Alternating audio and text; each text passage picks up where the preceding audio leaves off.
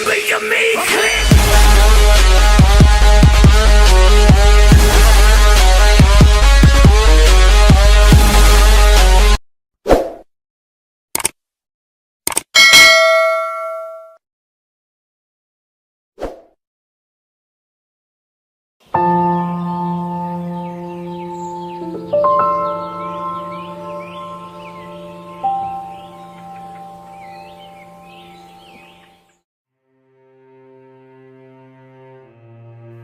किसी समय एक गांव में देवकन नाम का एक माली रहता था और राजा के शाही बगीचे में काम करता था और वो बहुत गरीब था। एक दिन जब वो सवेरे सवेरे राजा के बगीचे की ओर जा रहा था तो अचानक एक छोटी सी चिड़िया उसके पैरों तले कुचले जाने से बाल बाल बची। उसने चिड़िया को उठाकर एक तरफ रख दिया। तभी चिड़िया बोली, तुम्हारी मेहरबानी का धन्यवाद नौजवान। मैं बीमार हूँ इसीलिए उड़ नहीं सकती। यदि तुम मुझे मेरे घोंसले में पहुंचा दोगे तो मैं तुम्हारा एहसान जीवन भर नहीं भूलूंगी। कहाँ है तुम्हारा घोंसला चिड़िया रानी, बताओ। वो जो पीपल का पेड़ तुम देख रहे हो ना, उसी पर मेरा घोंसला है। ठीक है चिड़िया रानी।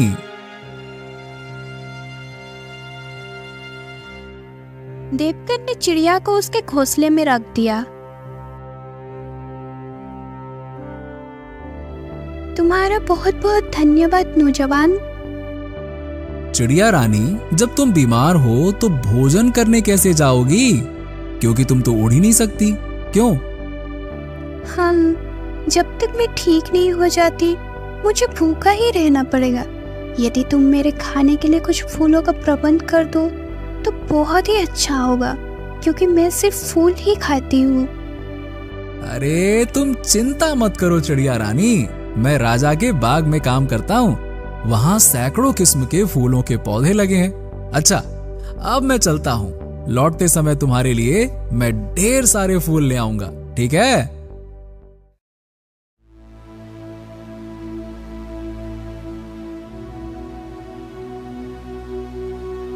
देवकन राजमहल की ओर चल पड़ा। वहां पहुंचकर देवकन सारा दिन बगीचे में काम करता रहा। घर लौटते समय जब उसने कुछ फूल तोड़कर अपने जेब में रखे तो उसे प्रमुख माली प्रभुदास ने देख लिया और वो बोला, ओ, क्या ये फूल तुम चोरी करके कहाँ ले जा रहे हो? जानते हो शाही फूलों को चोरी करने की सजा क्या है?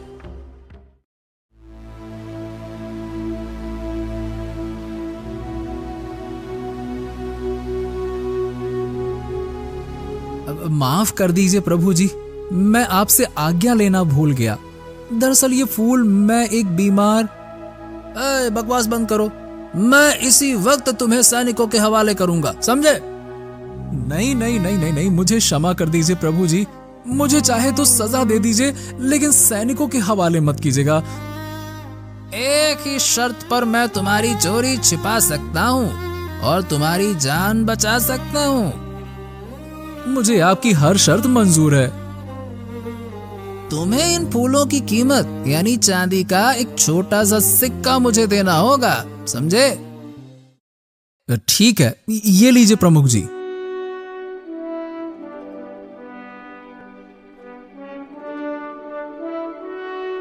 लेकिन एक बात हमेशा ध्यान रखना कि तुम्हें इस बात का जिक्र किसी के सामने नहीं करना है, ठीक है?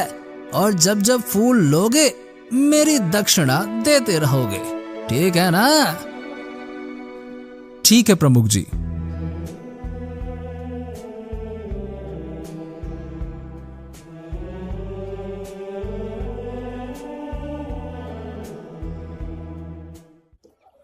वहां से देवकन सीधा चिड़िया के पास पहुंचा। ये लो चिड़िया रानी अपना आहार, अच्छे से खाओ।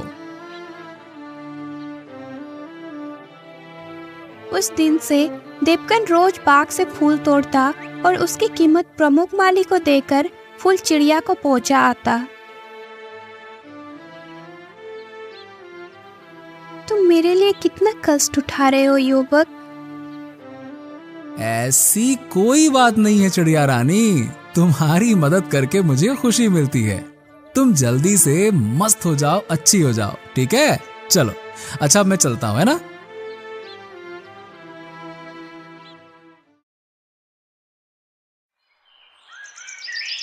इसी तरह कई दिन बीत गए और एक दिन जब वो शाम को बाग से फूल लेकर चिड़िया के पास पहुंचा तो उसे उदास देखकर चिड़िया बोली, क्या बात है देवकन, आज तुम कुछ उदास लग रहे हो? मुझे अफसोस है चिड़िया रानी कि कल शायद मैं तुम्हारे खाने के लिए फूल ना ला सकूं। देवकन, मेरे लिए अब फूल लाने की कोई जरूरत नहीं है। अब मैं बिल्कुल अच्छी हो चुकी हूँ तथा कल से स्वयं अपना खाना का प्रबंध कर लूंगी। लेकिन फिर भी बताओगे कि तुम किस वजह से उदास हो? चिड़िया रानी, मैं इन फूलों की कीमत प्रमुख माली को देकर आता था, लेकिन अब मेरे पास एक फूटी कौड़ी भी नहीं बची। ये कहकर देवकन ने चिड़िया को सारी बात बता दी। सब कुछ जान सुनकर चिड़िया की आंखें डबडबा गई। देवकन, मैं नहीं जानती थी कि मेरे लिए तुम इतनी बड़ी कुर्बानी दे रहे हो, वरना मैं तुम्हें ऐसा हरगिज़ करने नहीं देती। अरे तुम दुखी मत हो चिड़िया रानी, मैं इसलिए उदास नहीं था कि मेरे पास पैसे नहीं रहे, बल्कि मैं तो इस बात से चिंतित था कि कल तुम्हारे लिए फूल कहां से लाऊंगा।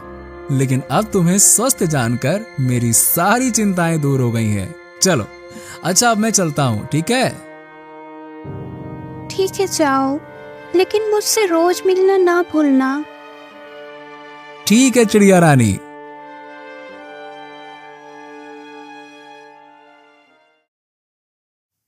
उस दिन से देवकन चिड़िया के लिए फूल तो नहीं लाता, लेकिन काम से लौटते वक्त रोज उससे मिलकर जरूर जाता।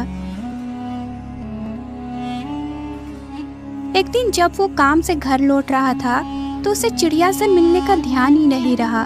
देवकन को जाते हुए देख चिड़िया बोली, देवकन, आज मैं ना जाने कब से तुम्हारा इंतजार कर रही हूँ और तुम मुझसे मिले बिना ही जा रहे हो। ओ चिड़िया रानी, आज मुझे ध्यान ही नहीं रहा। बोलो, कैसे हाल चाल हैं? सुनो, तुमने जो मुझ पर बीमारी के समय उपकार किया उसकी मैं कीमत तो नहीं चुका सकती, लेकिन मैं आज तुम्हें एक ऐसा बीज दूंगी जो शायद तुम्हारा सारा दुख दर्द एवं गरीबी दूर कर देगा। ये कहकर चिड़िया ने अपने घोंसले में से एक बीज उठाया और देवकन की हथेली पर रख दिया। अरे, इतना बड़ा बीज! सुनो, ये मृत्युवन संजीवनी वृक्ष का बीज है। इसके फूल सूंघने वाले सदा सुंदर, स्वस्थ और जवान बना रहता है। इस बीज से जो वृक्ष होगा और उसमें जो फूल लगेंगे वो अनमोल होगा। तुम उन्हें बेचकर बहुत सा धन कमा सकते हो, लेकिन ध्यान रखना, इसका वृक्ष 1 महीने में ही बड़ा हो जाएगा और वे फूल उस पर सूर्य छुपने के बाद ही रोज रात को निकलेंगे और भोर होने पे लुप्त हो जाएंगे। इसलिए उन्हें तुम्हें रात ही रात में तोड़ना होगा। चिड़िया रानी, इतना अनमोल बीज देकर तुमने तो मेरी तकदीर ही पलट दी है। लेकिन एक बात बताओ कि इतना अनमोल बीज तुम्हें कहां से मिला? बस संयोग से ही मिल गया। आज मैं सुबह सुबह उठकर आहार के लिए निकली थी। उड़ते उड़ते मुझे एक एक स्थान पर बहुत ही सुंदर दृश्य दिखाई दिया।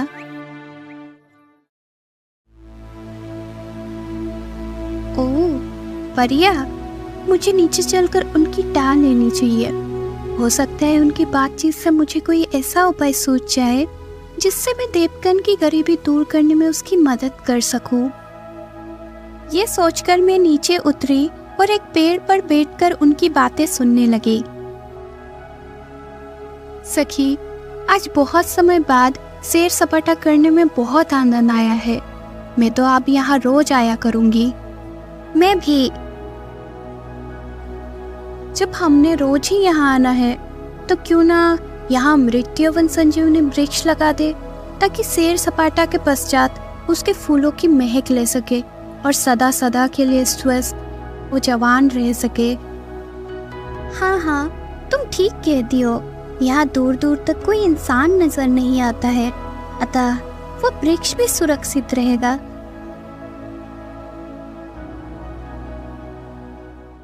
फिर परियों ने वो बीज तालाब के किनारे मिट्टी खोदकर दबा दिया और अपने हाथों में थमी छड़ी हिलाकर आकाश में उड़ गए।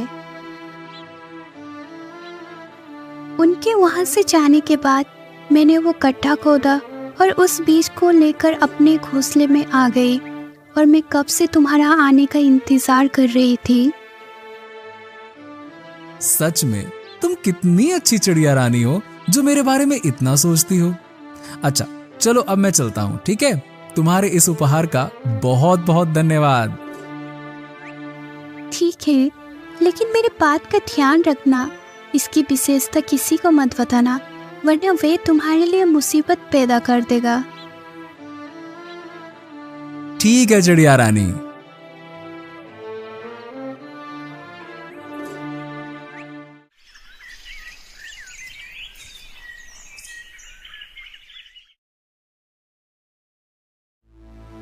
चिड़िया रानी ने ये अनमोल बीज तो दिया है, लेकिन इसे गाड़ूंगा कहाँ? यदि इसे घर के बाहर गाड़ता हूँ तो वृक्ष के बड़े होते ही और फूलों के लगते ही लोगों को तो इसकी विशेषता पता चल जाएगी और वो सारे फूल तोड़ लेंगे। और अपने घर के अलावा मेरे पास ऐसी कोई और सुरक्षित जगह भी तो नहीं है जहां मैं उस पेड़ को लोगों की निगाहों से बचाकर रख सकूं। फिर उस बीज को लगाऊं कहां?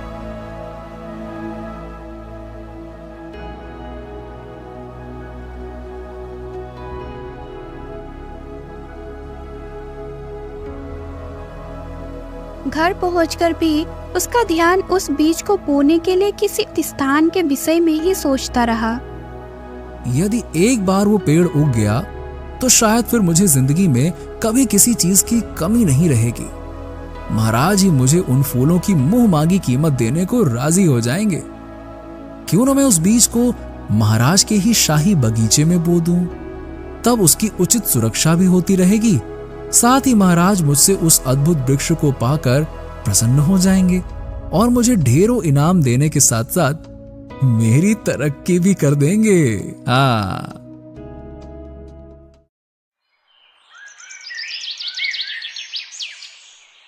अगले दिन वो रोज की ही तरह शाही बाग में पहुंचा और एक स्थान देखकर बीज बोने के लिए गड्ढा खोदने लगा। उसे गड्ढा खोदते हुए प्रमुख माली ने देख लिया और वो कहने लगा, ए मूर्ख, तू यहाँ क्या कर रहा है? प्रमुख जी, मैं यहाँ एक अजीबोगरीब फूलों का वृक्ष का बीज बो रहा हूँ।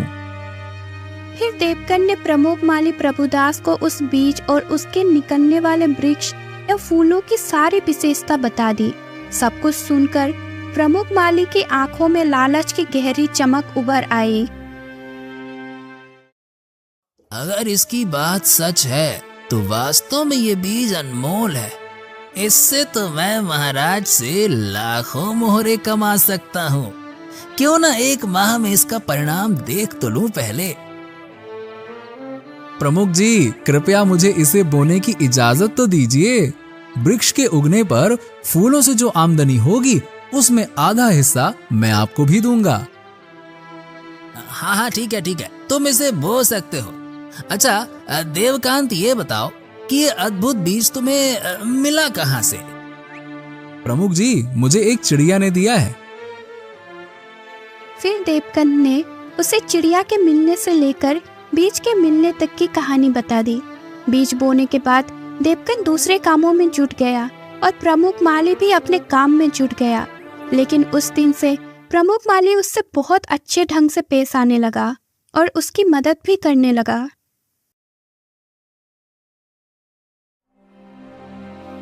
एक एक करके दिन बीतते रहे। बीज से अंकुर फूट निकला और वो दिन प्रतिदिन बड़ा होने लगा। ठीक 30 दिन बाद उस पौधे ने एक विशाल वृक्ष का रूप धारण कर लिया। देवकन और प्रमुख माली दिन भर अपने अपने काम में जुटे रहे। फिर जैसे ही सूरज डूबा, राजमहल और आसपास का वातावरण अद्भुत सुगंध से महक उठा। प्रमुख जी, देखिए वृक्ष पर फूल खिल उठे हैं। वाह वाह वाह देवकांत, कितनी मनमोहक सुगंध है इन फूलों की, क्या बात है। मैं अपने आप को बिल्कुल तरोताजा स्वस्थ महसूस कर रहा हूँ। देवकांत, इसका मतलब ये हुआ कि ये फूल निसंदेह चमत्कारी है ना? तभी देवकन आनंद विभार होकर फूल तोड़ने के लिए वृक्ष की ओर बढ़ा और झटपट फूल तोड़ने लगा। बस इतने फूल काफी हैं। सिपाहियों, गिरफ्तार कर लो इस चोर को। आज ये चोर रंगे हाथों पकड़ा गया। पकड़ो इसको। हाँ नहीं, मैंने चोरी नहीं की है। सैनिकों ने तुरंत देवकन के पास पहुंचा। आज मुझे विश्वास हो गया कि आज से पहले भी जो फूल चोरी होते रहे हैं वो भी इसी ने चुराए हैं। नहीं, छोड़ दो मुझे, मैंने कोई चोरी नहीं की है। ये वृक्ष मेरा है, इसके फूलों का मैं हकदार हूँ। हाँ, पहले जो फूल मैंने बाग से तोड़े थे वो प्रमुख जी की इजाजत लेकर तोड़े थे और उनकी कीमत भी मैंने इनको दी है, पूछो इनसे। चुप कर मूर्ख, एक तो चोरी करता है, ऊपर से सच्चा बनता है। महाराज के बाग में उगे हुए वृक्ष को अपना बताता है, बड़ा आया। जब सैनिकों ने देवकन को मार मार कर अधमरा सा कर दिया तो प्रमुख माली उसके प्रति सहानुभूति जताते हुए बोला, बस रहने दीजिए सैनिक जी, बहुत खातिरदारी हो गई इसकी, अब इसे छोड़ दीजिए। असहाय देवकन सब कुछ जानते समझते हुए भी अपने दुर्भाग्य पर आंसू बहाते हुए अपने घर की ओर चल दिया। देवकन और सैनिकों के जाने के बाद प्रभुदास जमीन पर बिखरे उन फूलों को एकत्रित करने लगा जो देवकन ने वृक्ष से तोड़े थे। इन फूलों का गुलदस्ता बनाकर मैं महाराज को पेश करूंगा और ढेर सारा इनाम पाऊंगा। इधर देवकन सीधा चिड़िया रानी के पास पहुंचा और रोते रोते उसे सारा किस्सा कह सुनाया। ओह, ये तो बड़ा ही बुरा हुआ देवकन। मैंने तो पहले ही तुम्हें मना किया था कि इस विषय में किसी को कुछ मत बताना। सच कहता हूँ चिड़िया रानी, मुझसे वास्तव में बहुत बड़ी भूल हो गई जो मैंने प्रमुख माली पर विश्वास किया। खैर, तुम दुखी मत हो, अब तुम घर जाओ। मैं जल्दी ही कोई ऐसा उपाय करूंगी कि तुम्हें भूखा न मरना पड़े। ठीक है चिड़िया रानी। और चिड़िया से विदा लेकर देवकन उदास सा अपना घर लौट गया। इधर प्रमुख माली प्रभुदास ने जैसे ही चमत्कारी फूलों का एक गुलदस्ता तैयार किया, राजमहल का एक कर्मचारी उनके पास आ पहुंचा और बोला, प्रभुदास जी, महाराज ने तुम्हें याद किया है। ओह, मैं तो स्वयं ही उनसे मिलने आ रहा था। चलो चलते हैं।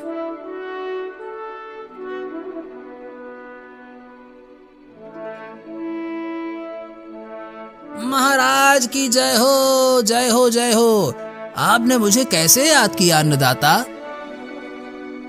प्रभुदास, मैंने तुम्हें यह जानने के लिए बुलाया है कि आज शाही बगीचे की ओर से इतनी प्यारी सुगंध किन फूलों से आ रही है। इस सुगंध ने हमें मदमस्त कर दिया है। वाह, हमारा रोम रोम पुलकित हो उठा है।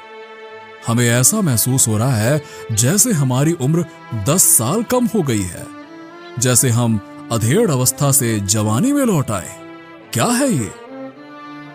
महाराज, ये अनोखा चमत्कार इन अनमोल फूलों का है। इन फूलों के गुलदस्ते को मैं स्वयं ही आपको भेंट करने आ रहा था। अच्छा, लाओ, दो तो सही। गुलदस्ता लेकर राजा ने उसे जैसे ही सूंघा, उसका रोम रोम झूम उठा। वाह, हाँ, तबीयत प्रसन्न हो गई। बिल्कुल वैसी ही सुगंध है। प्रभुदास, ये किस पेड़ के फूल हैं और इनका नाम क्या है? महाराज, ये फूल मृत यवन संजीवनी वृक्ष के हैं। इनको सूंघने से मनुष्य जवान और स्वस्थ रहता है। क्या सचमुच? इसका परिणाम तो आप स्वयं ही देख रहे हैं महाराज। ठीक कहते हो। इस अद्भुत वृक्ष को देखने के लिए हम बहुत उत्सुक हैं।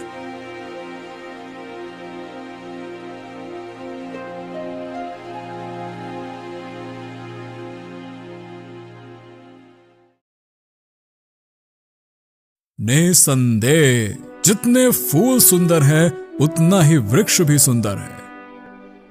महाराज, मैंने कई वर्षों की कड़ी मेहनत के पश्चात इसे उगाया है। इसके फूल केवल रात में ही खिलते हैं और भोर होते होते लुप्त हो जाते हैं। प्रभुदास, तुम्हें इस अद्भुत वृक्ष का बीज कहां से मिला? इसकी विशेषता देखते हुए तो मुझे ऐसा लगता है कि जैसे ऐसे वृक्ष कम से कम धरती पर तो नहीं उगते। महाराज, इस वृक्ष का बीज मुझे एक परी ने दिया था, जिसकी मैंने किसी समय बहुत मदद की थी। फिर प्रभुदास ने राजा को एक मनगढ़ंत कहानी सुना दी। कहानी सुनकर राजा उससे बहुत प्रभावित हुआ और कहने लगा, मुझे नहीं मालूम था प्रभुदास कि मेरे राज्य में तुम जैसे योग्य, नेक और दयालु व्यक्ति भी हैं, जो तन मन धन से हमारी सेवा में जुटे हुए हैं। खुश हुए हम तुम्हारी वफादारी, ईमानदारी और कर्तव्य निष्ठा से बहुत प्रसन्न हुए प्रभुदास। अतः इनाम स्वरूप यह स्वर्ण मुद्राएं रख लो। कल सुबह दरबार में उपस्थित होना, हम तुम्हें 1000 स्वर्ण मुद्राएं और दिलवाएंगे, जो वृक्ष के ऊपर आए खर्च की बाबत होगी। महाराज की हमेशा जय जयकार होती रहे। आप महान हैं महाराज, महान हैं। आप दयालु हैं। आपको ईश्वर सदा संपन्न रखे।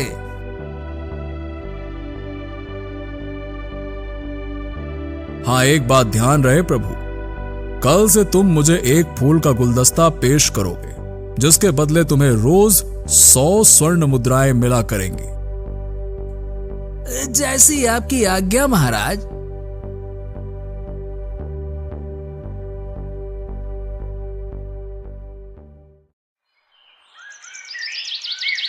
अगले दिन दरबार में जाकर प्रभुदास ने 1000 स्वर्ण मुद्राएं प्राप्त कर ली और उसी रात से वो रोज चमत्कारी फूलों का गुलदस्ता बनाकर राजा को देने लगा। राजा फूलों को सूंघता और बहुत खुश होता। वाह, जवाब नहीं इन फूलों का। कुछ ही दिनों में हमारी कायाकल्प हो गई है। हम तो बूढ़े से जवान हो गए हैं। उधर देवकन ने एक सेठ के यहाँ मेहनत मजदूरी करना आरंभ कर दिया, जबकि प्रभुदास दोनों हाथों से धन बटोर रहा था। कई दिन बीतने के पश्चात एक रात को परिया राजा के महल के ऊपर से गुजर रही थी, तो उन्होंने वही मृत संजीवनी वृक्ष देखा और कहने लगी, अरे वो देखो, मृत्युवन संजीवनी वृक्ष है। परिया तुरंत नीचे उतरी। वह राजा का शाही बाग ही था। लेकिन ये वृक्ष यहाँ आया कैसे? ये तो किसी राजा का बाग लगता है। हाँ, लगता है ये वृक्ष उसी बीज से उगा है, जिसे हमने 1 माह और कुछ हफ्ते पहले तालाब के किनारे गाड़ा था और जो अगले ही दिन आश्चर्यजनक तरीके से गायब हो गया था। इसका मतलब ये हुआ कि उस समय हमारे आसपास कोई मनुष्य था, जिसने ना केवल हमारी बातचीत सुन ली होगी, बल्कि हमारे जाने के बाद उसने उस बीज को भी निकाल लिया होगा। तब तो हमें उस चोर को सजा देनी चाहिए, लेकिन चोर का पता कैसे चलेगा? उसका पता लगाना कोई ज्यादा मुश्किल नहीं है। जिसे इस पेड़ की विशेषता मालूम है, वो जरूर रात को फूल तोड़ने यहाँ आता होगा।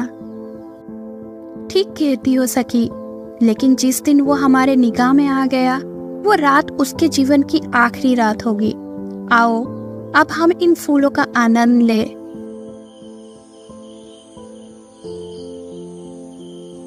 उस दिन से वो परिया रोज रात को वहाँ आने लगी, लेकिन वो आधी रात को आती थी, इसीलिए उनका सामना कभी प्रभुदास से नहीं हुआ। प्रभुदास तो पेड़ पर फूल खिलते ही थोड़ा सा फूल तोड़कर उनका गुलदस्ता बनाकर राजा को दे देता था। विधि का विधान देखिए, राजा की पत्नी के स्वर्गवास हुए तो कई वर्ष बीत चुके थे, लेकिन उनकी एक लौती जवान बेटी जो कि 6 माह से विदेश भ्रमण के लिए गई हुई थी, अचानक एक दिन वापस लौट आई।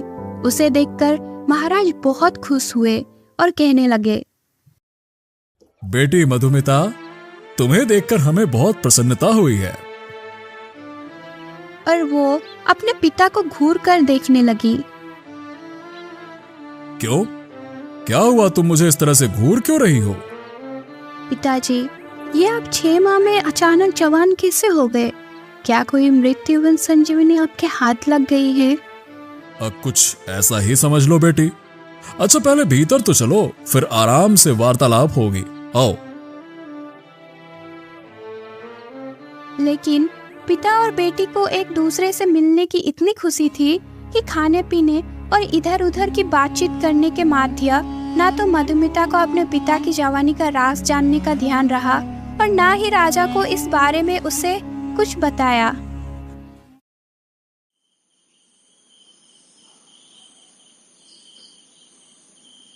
बेटी, बहुत रात हो गई है, तुम जाकर सो जाओ। बहुत अच्छा पिताजी, मुझे भी बड़ा जोरों का नींद आ रही है। लेकिन मधुमिता अपने शयन कक्ष में जाकर जैसे ही बिस्तर पर लेटी, उसे फूलों की सुगंध आने लगी। मधुमिता उसी समय महल से निकलकर शाही बाग में पहुंच गई और परिया भी उसी समय उड़ती हुई शाही बाग के ऊपर पहुंची और राजकुमारी को देखकर कहने लगी, अरे अरे वो देखो, शाही बाग में कोई लड़की मृत्युवन संजीवनी वृक्ष के फूल तोड़ रही है। जरूर ये वही चोरनी है जिसने हमारे चमत्कारी बीज चुराया था। आओ चलकर इससे मजा चखाए। और इससे पहले कि राजकुमारी खतरे को भाप पाती, परियों ने अपने जादू से राजकुमारी को पत्थर की मूर्ति बना दी। अब इसे हमारे सिवाय और कोई जिंदा नहीं कर पाएगा। इसकी यही सजा थी, इसे तो सजा मिल गई। आओ अब हम फूलों का सुगंध का आनंद लें और अपना प्रिय खेल खेलें। हाँ चलो।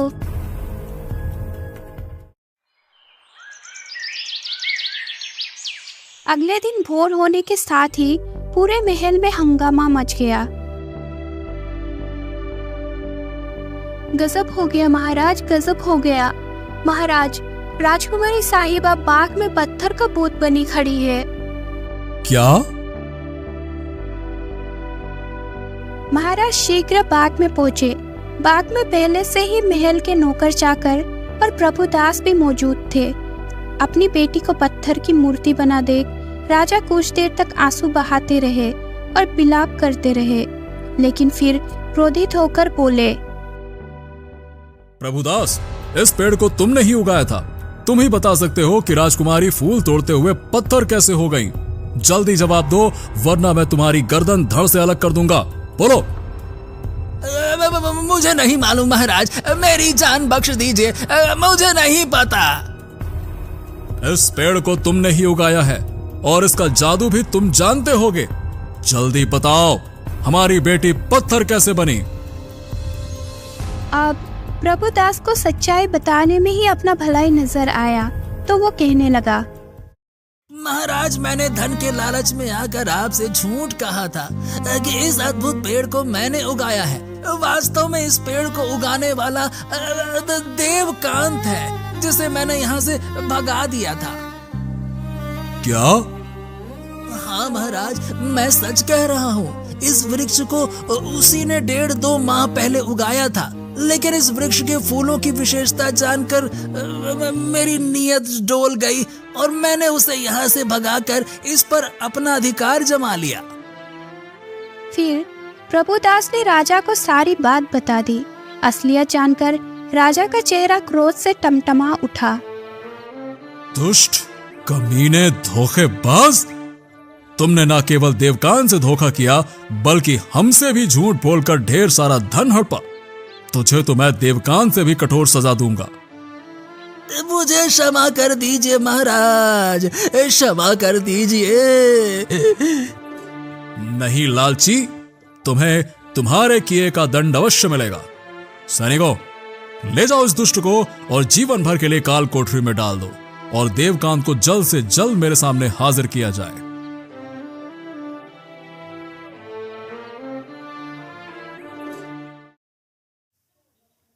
इधर सैनिक देवकन के घर पहुंचे। संयोग से उस समय देवकन घर पर ही था। देवकन सैनिकों के साथ राजमहल जाने लगा।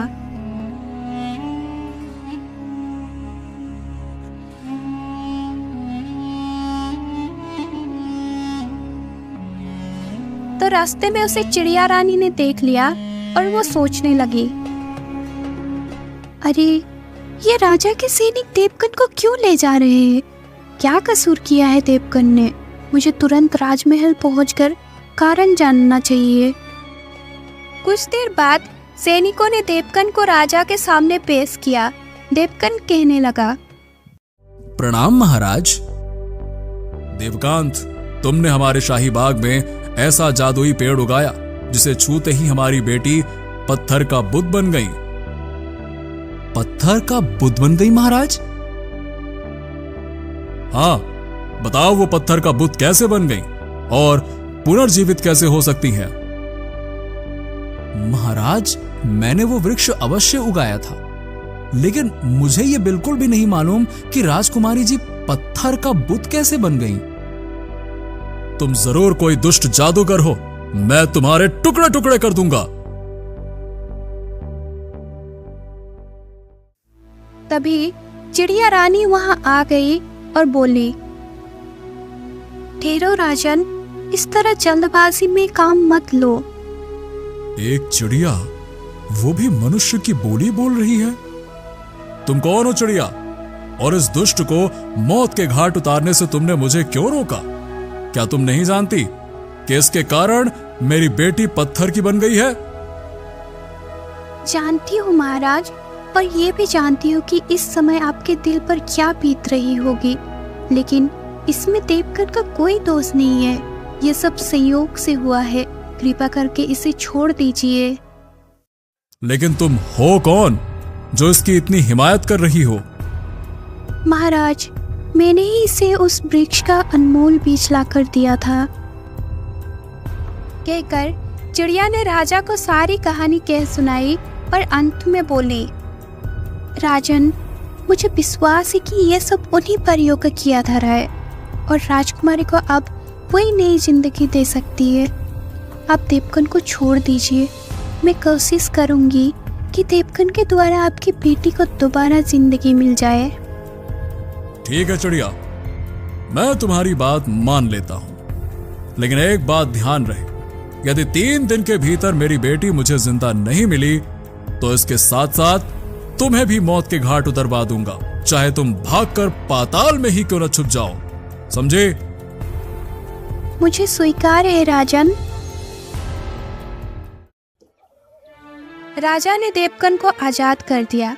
चिड़िया देवकन को अपने घोंसले पर आने के लिए कहकर वहां से उड़ गई।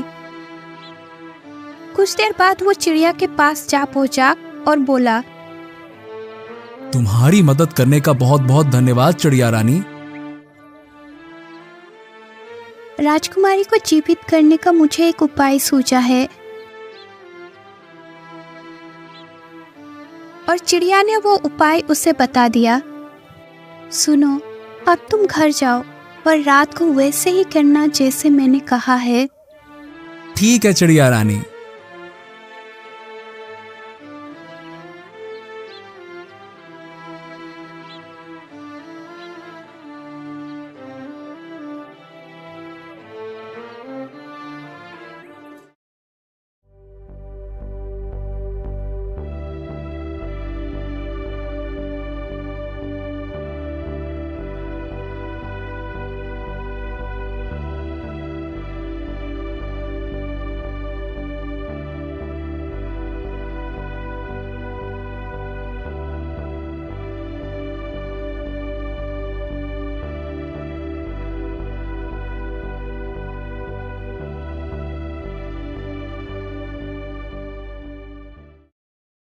अरे सखिया, वो देखो, उस दुष्ट आदमी ने हमारी जादू छड़िया अपने कब्जे में कर ली है। ए, कौन हो तुम? लाओ हमारी छड़िया हमें वापस करो। परियों, मैं इस शर्त पर ही आपको चिड़िया वापस कर सकता हूँ कि आप राजकुमारी को पुनर्जिंदा कर दोगे। नहीं नहीं, हम इस चोरनी को हरगिज चिंता नहीं करेंगे। आप लोगों को भ्रम हुआ है परी देवियों। चोर राजकुमारी जी नहीं, चोर तो मैं हूँ। और फिर देवकन ने उन्हें अपने साथ हुए सारी कहानी कह सुनाई। देवकन की दर्द भरी कहानी सुनकर सभी परियों का हृदय उसके प्रति सहानुभूति से भर उठा और वो कहने लगी, ठीक है देवकन, तुम्हें जो कष्ट मिला उसके बदले हम राजकुमारी को पुनर्जीवित कर देंगे, लेकिन इसके साथ ही ये वृक्ष हम अपने साथ ले जाएंगे। नहीं नहीं नहीं, ये नहीं हो सकता। यदि आप लोग ये अपने साथ ले गईं, तो मुझ गरीब की जीविका कैसे चलेगी? उसके लिए तुम चिंता ना करो, हम तुम्हें राजा के महल से भी बड़ा और सुंदर महल देंगे तथा इतना धन देंगे कि तुम्हें कभी कुछ करने की जरूरत नहीं पड़ेगी। तुम किसी राजा से कम नहीं रह जाओगे। यदि ऐसी बात है तो मुझे कोई ऐतराज नहीं है। तुम अपना वृक्ष अपने साथ ले जा सकती हो। तो लाओ हमारी छड़ियाँ हमें वापस करो। देवकन ने उनकी छड़ियाँ उन्हें वापस कर दी। तब एक परी ने अपनी छड़ी राजकुमारी के पूत में घुमाया। राजकुमारी तुरंत जीवित हो उठी और कहने लगी, ये मुझे क्या हो गया था? आप लोग कौन हो? हम सब परियां हैं राजकुमारी, लेकिन तुम्हें देवकन का एहसान मानना चाहिए। इन्हीं के वजह से तुम्हें नया जीवन मिला है। राजकुमारी को सारी बात मालूम हुई तो उसका हृदय देवकन के प्रति प्रगाढ़ प्रेम से भर उठा। अच्छा देवकन, अब हम चलते हैं। अपने घर पहुंचने पर तुम्हें तुम्हारा महल और उसमें रखा अपार धन तुम्हें मिल जाएगा। बहुत अच्छा नेक परियों। और सभी परियां उस मृत संजीवनी वृक्ष को अपने साथ लेकर उड़ने लगी। तब की भोर का उजाला चारों ओर फैलने लगी थी। आइए राजकुमारी जी, मैं आपको आपके पिताजी के पास ले चलता हूँ। आपको सही सलामत देखकर वो बहुत प्रसन्न होंगे। चलिए।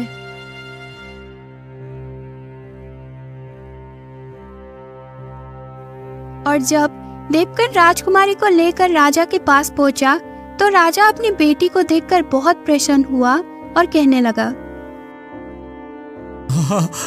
तुम पुनर्जीवित कैसे हो गई बेटी? पिताजी, ये सब इन्हीं की मेहरबानी से हुआ है। कहकर राजकुमारी ने सारी बात बता दी। राजा ने प्रसन्न होकर एक दिन अपनी बेटी का विवाह देवकन से कर दिया और देवकन राजकुमारी के साथ परियों द्वारा दिए गए अपने महल में आनंद पूर्वक रहने लगा। वो चिड़िया रानी से रोज मिलता और उसकी खैर खबर लेते रहता था।